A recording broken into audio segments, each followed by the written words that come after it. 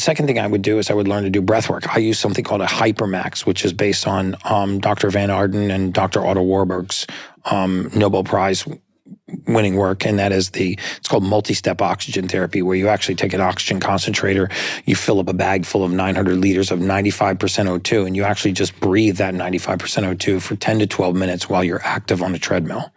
But if you don't want to have an EWAT, exercise with oxygen therapy machine, you can learn to do breath work, engage the auxiliary muscles of respiration, get oxygen down into the lobes of your lungs and out of the apex of your lungs.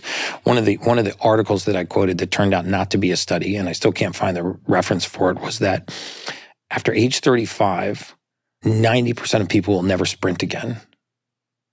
And again, I haven't been able to find if that came from a clinical study or if it was an article, but whether or not that's true, the vast majority of people stop engaging their auxiliary muscles of respiration. Really exercising our diaphragm, using the intercostal muscles between our ribs, pushing air down into the lobes of our body. And as our posture collapses and our CO2 rises, if you think about the expired air in your body from the tip of your nose and the tip of your mouth all the way down your esophagus, out your bronchioles, into the farthest reaches of your lungs, that's all expired air. Until you get the oxygen all the way down and out to the edges of the lung, you're not getting oxygen into the bloodstream.